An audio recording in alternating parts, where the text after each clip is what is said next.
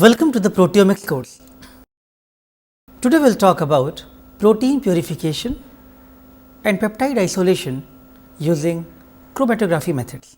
The chromatography techniques have always been considered prominent for the separation of enzymes and proteins. Protein purification by conventional chromatography is usually achieved by combining chromatographic methods such as gel filtration, ion exchange and affinity chromatography.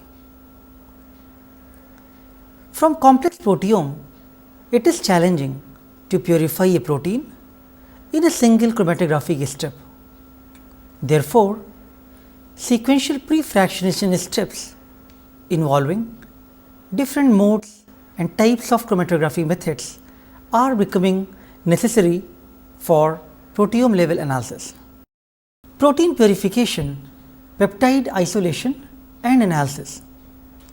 It can be performed by many methods, but there are certain chromatography methods which are commonly used, such as size exclusion chromatography SEC, ion exchange chromatography IEX, immobilized metal ion chromatography IMAC, normal phase chromatography NPC, reverse phase HPLC or RPHPLC, hydrophobic interaction chromatography HIC and hydrophilic interaction chromatography HILIC.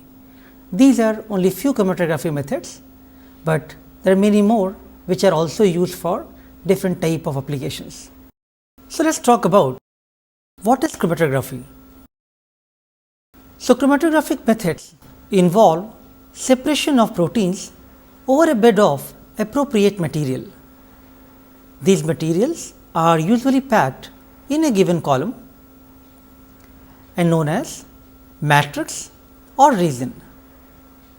So, these matrix and resins, they are usually beads with or without attached chemical groups. Now, the binding and interaction of proteins with the column matrix is an important feature of chromatography. The chromatographic technique involves four major components: an inlet for sample introduction, the mobile phase, stationary phase and a detector. Each type of chromatography requires a very educated and informed choice of matrix, considering the bead shape, size and porosity. In addition to the functional group type, the charge, distribution and density, as well as elution conditions such as the pH, the ionic strength and gradient shape. So, as we just talked, the chromatography involves the selection of right matrix. These matrices are very important for binding and interaction of proteins, and they can determine the kind of achievement which we want to achieve from these type of chromatographic methods. So, let us move on to more specific chromatography techniques such as gel filtration chromatography. The gel filtration chromatography, it separates proteins on the basis of difference in size. It is used to separate a protein of interest from protein mixture that are larger or smaller in size. If proteins are having similar sizes, then the gel filtration or size exclusion chromatography is not an appropriate choice for doing the protein purification. So, this method is also used for various proteomic applications when there is need to remove even contaminants such as salts and low molecular size detergents. So, gel filtration chromatography is also known as size exclusion chromatography. It means the molecules are separated according to the given size. The small molecules, or even if you are separating small molecules such as salt, those will be retained longer by the gel filtration system, and larger molecules such as proteins will elute first, because they cannot enter inside the porous these beads, and they can be used to separate proteins based on the size. The gel filtration column is composed of porous beads which are made from polyacrylamide, dextran or agarose. Now, these columns are packed with the hydrated porous gel matrix. The protein sample, which contains a mixture of unpurified proteins of different size, is then loaded on these columns. Now, when protein sample is applied to the column, the small proteins passes from the pores of the beads, while the large proteins are excluded. Therefore, this technique is also known as molecular exclusion chromatography. The beads of different pore sizes or increasing retention time by adjusting the increased column length or decreasing the flow rate can be adjusted to achieve higher resolution of proteins. After these steps, the fractions are collected and analyzed for the protein content. So, you can expect that larger proteins will elute first, and then the small molecules will be eluted later. So, gel filtration chromatography is useful for removal of even contaminants, doing desalting steps, as well as for buffer exchange. However, its drawbacks are its low capacity, broad distribution of pore size and small sample volumes to be analyzed. So, let me describe the gel chromatography technique in following animation. Let us first give the definition of few components. Size exclusion gel matrix. The matrix filling the gel filtration column consists of a highly hydrated polymeric material, commonly dextran, agarose or polyacrylamide. The protein mixture is a mixture of unpurified proteins of different sizes, which is applied on top of the column. Mobile phase. The proteins are eluted out of the column by using a suitable mobile phase that carries the protein out for elution. For gel filtration, a salt solution of appropriate strength is commonly used, so that it will not have any effect on properties of the proteins being purified. Solvents or buffer system are often used in other types of chromatography. Effluent sample fractions. The solution leaving the column is collected in suitably sized fractions. Initial fraction will contain only the mobile phase, while later fractions will have purified proteins. Let me give you an analogy of gel filtration with sieve. This process is very similar to separation of small particulate matter from food grains using a sieve. The larger grains remain behind the sieve, while the smaller sand or stone particles pass through them and are removed. In keeping with this, the gel filtration technique is also commonly referred as molecular sieve. Now, let me show you how this process works. So, first the matrix, which is suitable for the required protein separation. This packed gel matrix is then loaded with the protein sample containing a mixture of unpurified proteins of different sizes.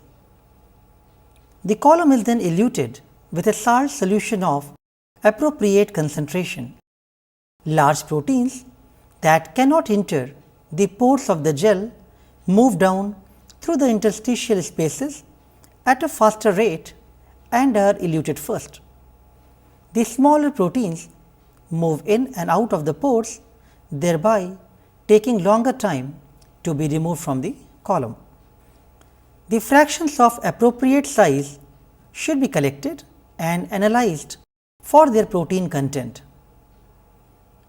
The largest proteins eluting out first will be present in the initial fractions, while the smaller proteins which elute out later will be present in the latter fractions.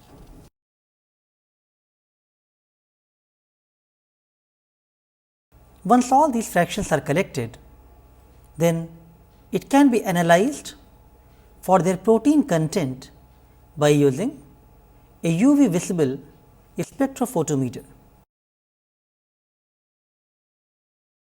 Now, analyze the protein content by using UV visible spectrophotometer at 280 nanometers. Once all the absorbance values are recorded, a graph of eluent volume versus protein concentration can be plotted.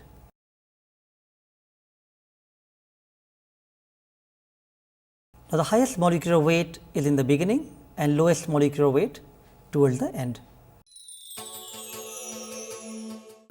Let us now move on to next chromatography method, which is ion exchange chromatography.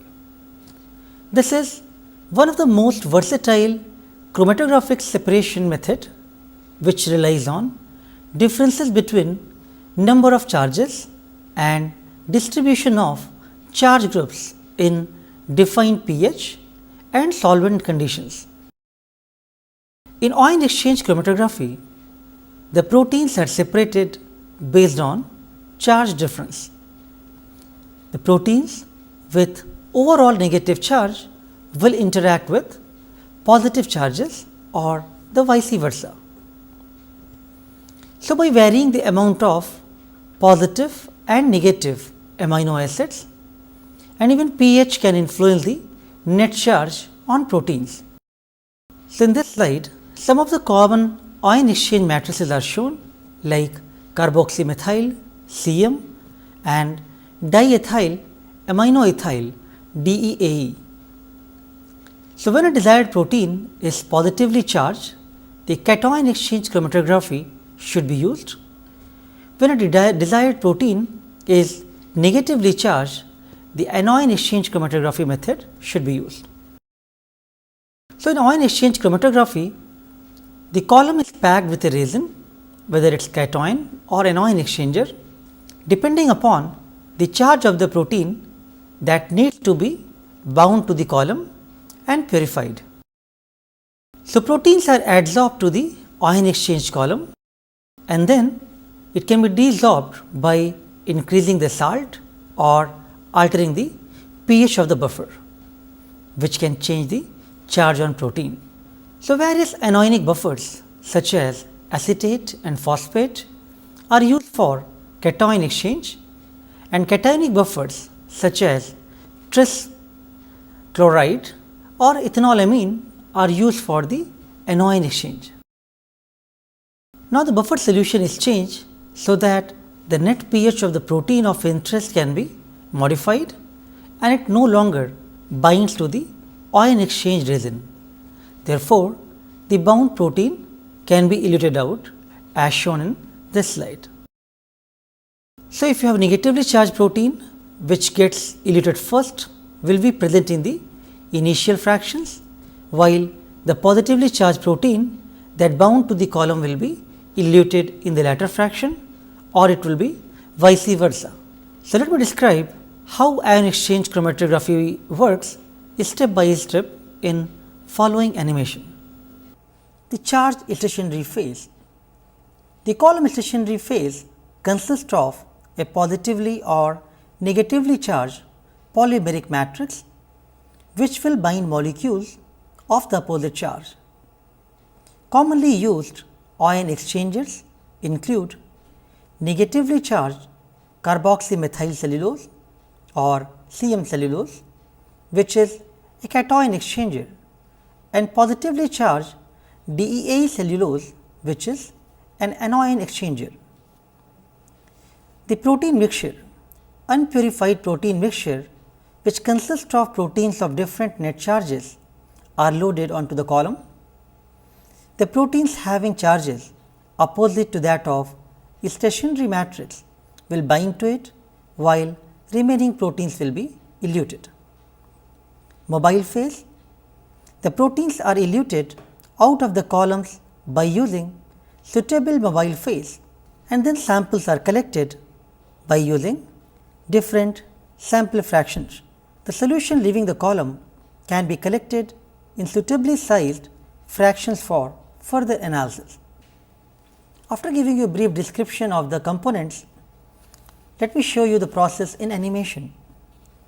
The column is packed with a suitable cation or anion exchange resin depending upon the charge of the protein that needs to be bound to the column and purified. The anion exchange column is then loaded with the impure protein mixture consisting of various positively and negatively charged proteins.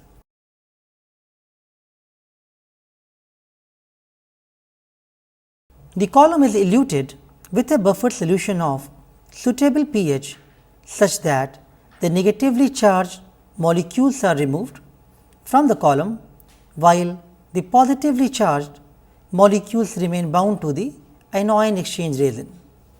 The buffered solution is then changed such that the net pH of the protein of interest is modified and no longer binds the ion exchange resin.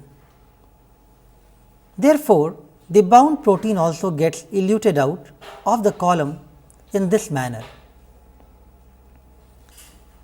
The fraction of appropriate size must be collected and analyzed for their protein contents.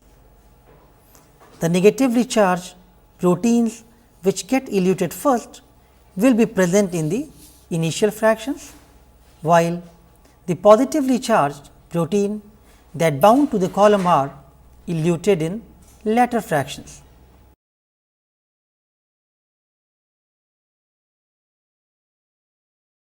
Once all the fractions are collected, then the protein content can be analyzed by using a spectrophotometer.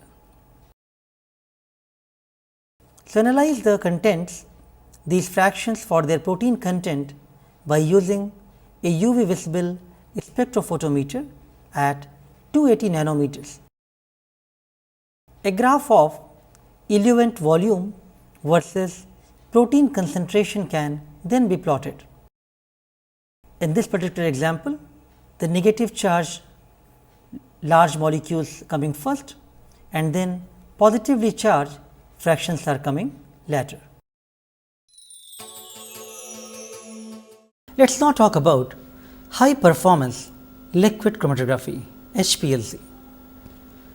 HPLC is a separation technique that separates molecules based on their differential adsorption and desorption between stationary phase matrix in column and mobile phase.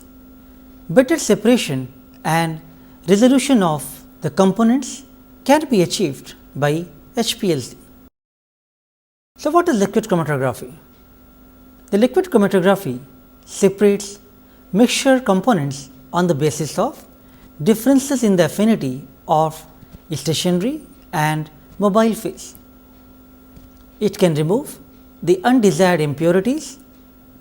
Therefore, for various type of mass spectrometry based application, it increases the reproducibility and robustness for analysis of peptides and proteins. It also concentrates the diluted samples and therefore, it increases the sensitivity detection of the low level proteins by using when you are applying the different type of proteomic technologies. It is mostly used for separating the peptide mixture. One of the diagram is shown here, which is a typical liquid chromatography setup, which consists of solvent bottles, degasifiers, dual or quaternary pumps, the sample injector, column and detectors. Different solvents can be placed in the solvent bottles depending upon the purification requirements. Let us first talk about reverse phased RP chromatography. The reverse phase chromatography is based upon the hydrophobic binding interaction between the peptides or proteins in the mobile phase and the immobilized hydrophobic ligands in the stationary phase.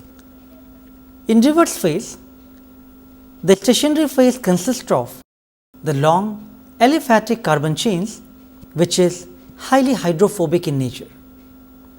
Molecules are bound on the column by means of hydrophobic interactions and are eluted out when the solvent polarity is modified.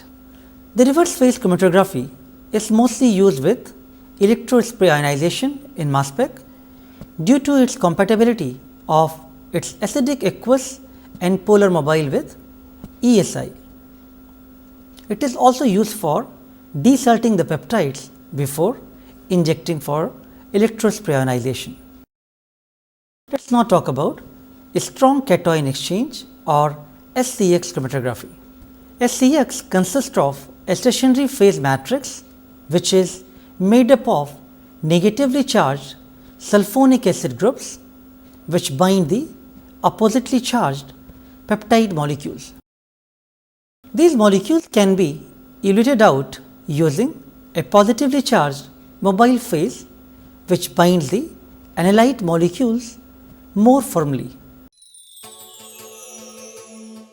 So, what is MUDPIT or multidimensional protein identification technology? So, MUDPIT method combines cation exchange and reverse phase HPLC chromatographic separation of tryptic peptides for the proteome based analysis. So, we have already discussed two separate methods SCX and RP. So, strong cation exchange is based on the electrostatic attraction between the negatively sulfonic acid and positive peptide, and the elution can be caused by addition of positively charged mobile phase. The reverse phase shown on the right side is based on the hydrophobic interactions between analyte and the stationary phase. The elution can be brought about by modifying the mobile phase polarity. The strong cation exchange can be used offline and then each fraction can be analyzed by reverse phased HPLC followed by mass spectrometry. Alternatively, both reverse phase and strong cation exchange reagents can be packed into a single column, and by introducing buffers in the series, the multidimensional separation can be achieved. Now, when application is to separate the complex proteome and analyze using mass spectrometry, then one has to select what type of chromatography method is applicable for their sample type. Now, multidimensional approaches are usually coupled prior to the mass spec analysis, and as we have discussed, there are certain chromatography methods which are commonly available, and one has to make an educated choice of selecting what type of chromatography methods can be used for first dimension and what can be used for second dimension separation. So, when size exclusion chromatography has been used followed by the reverse phase, so to check the compatibility of first and second dimension separation based on the size in the SEC and the charge, various type of combination methods have been tried out. So, let me first give you the abbreviations here and then the what properties they separate proteins and peptides based on, and then I think we can talk about how these combinations can be applied. So, we have talked about size exclusion chromatography, which separates proteins based on the size or the molecular weight, reverse phased based on hydrophobicity. Then we have capillary electrophoresis, which separate based on the charge. IMAC is affinity based interaction, reverse phase again hydrophobicity, strong cation exchange based on the charge. So, these are different methods which we have discussed. Now, what we are looking at, how the combinations of these can be applied for proteomic investigations. So, when SEC followed by reverse phase has been tried, the poor resolution of peptides in SEC occurs. The reverse phase followed by capillary electrophoresis or SEC followed by capillary electrophoresis is limited with the loading capacity. Now, third combination of using affinity chromatography as the first separation followed by reverse phase has been used, but what is most popular is the strong cation exchange separation in the first dimension followed by the reverse phase chromatography in the second dimension, that has resulted into the best result for separating the peptides, and it has been used for various proteomic analysis. So, in summary, in the last few years there has been an increased effort to develop the technologies which are capable of analyzing protein expression at the proteome scale. Some of the chromatographic methods such as gel filtration, ion exchange and affinity chromatography methods were discussed. The strong cation exchange and reverse phased high performance liquid chromatography are fundamental tools for the isolation and analysis of peptides. The nanoliquid chromatography, which makes use of C18 capillary columns, has gained popularity for the proteomic studies due to their ability to achieve finite separation. So, in summary, we have talked about principle of different type of chromatography method commonly being employed for the proteins and peptides, and we looked at some of these chromatographic methods in more detail.